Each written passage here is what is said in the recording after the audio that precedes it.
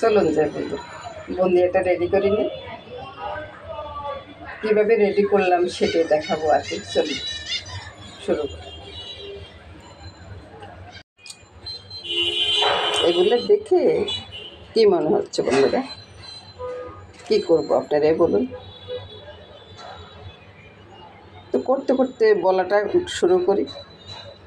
তো বন্ধুরা, আপনারা তো বুন্দি বা বুন্দিয়া, আমরা বলি এটাকে বরিন্দা, নোয়াখালীর ভাষা আর কি। তো সবাই পছন্দ করে, আর রোজার দিনে তো কোনো কথাই হবে না। তো সেই জন্য আমার লাগতেছে এই যে বেসনটা। তেমন বেশি কিছুর কোনো প্রয়োজন নেই, বেসনটা আমি আগে ছেলে রেখেছি। আর লাগতেছে চিনি, শিরার জন্য। তো শিরাটা এদিকে বসিয়ে দেব। শিরাটার কাজটা আমি পরে করি, আগে বুন্দিয়ার গোলাটা ডোটা রেডি করি আর কি। তো আমি জল দিয়ে করে নিব। আমি এখানে মাপ বলবো না বন্ধুরা, আর মাপ বলবো না এই কারণে কতটুকু লাগে না লাগে সেটা আমি গুলতে গুলতে দেখিয়ে দিব আর কি।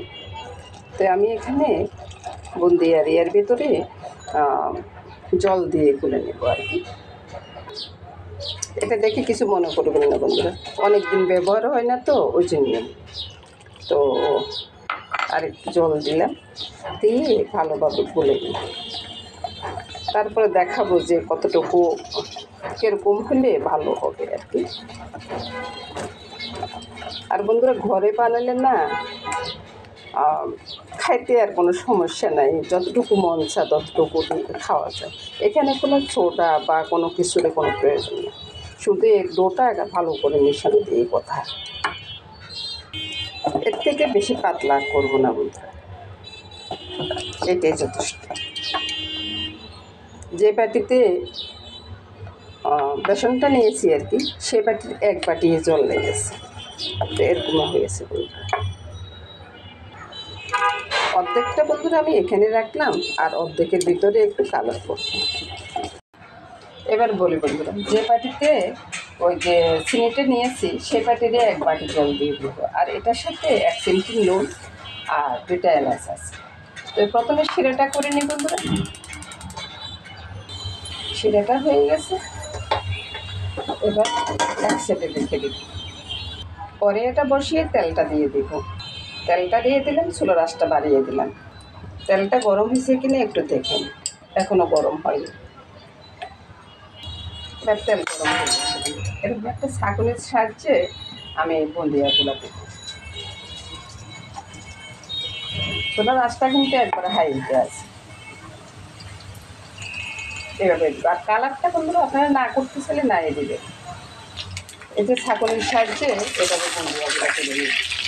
এই তো বন্ধুরা, এগুলো হয়ে গেছে। এবার কালারিং যেগুলো করছি সেগুলো করতে থাকি। একইভাবে বন্ধুরা ওই যে কালার যেগুলো করছি সেগুলো একইভাবে দিয়ে দিব আর কি। দেখেন না, 2 বাটি বেসন, 1 বাটি বেসন দিয়ে কতগুলা বুন্দিয়া হয়ে যাচ্ছে বন্ধুরা, বলুন তো। এক সাইডে নিয়ে তারপরে সেঁকে নিচ্ছি, একটা চাকনি দিয়ে সেঁকে নিচ্ছি। তেলের জায়গায় তেলটা রয়ে গেল বন্ধুরা, কত সুন্দর বুন্দিয়াগুলো হয়ে গেল। এবার বলুন তো বন্ধুরা, কতটা সময় লাগে? অল্প কিছুক্ষণ সময়। এবার আসুন বন্ধুরা, সবগুলো একসাথে শিরার ডুবে কত আধা ঘন্টা সময় লাগবে। আধা ঘন্টা সময় লাগে না। আর বুন্দিয়াগুলো কেমন হয়েছে তা তো দেখাই নেই বন্ধুরা। এই যে দেখ, সব একবারে মিশে যাচ্ছে। এবার বন্ধুরা মিশিয়ে দিই। এই যে দেখছেন না শিরাটা, এই শিরাটা কিন্তু পুরোটা চষে নিতে বুন্দিয়া, কারণ এটার মাপ আছে। মাপ যখন অ্যাকুরেট হয় না তখন হবে।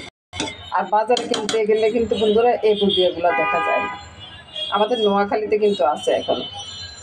আরও একটা কথা বলে নি বন্ধুরা, আপনারা যদি মনে করেন যে বুন্দিয়াগুলো শিরাতে দেওয়া হচ্ছে না বা শিরাটা ঠান্ডা হয়ে গেছে, একটু হেড দিয়ে একটু গরম করে নেবেন, তাহলে দেখবেন যে অতি সহজে চষে নিচ্ছে সবগুলো শিরা।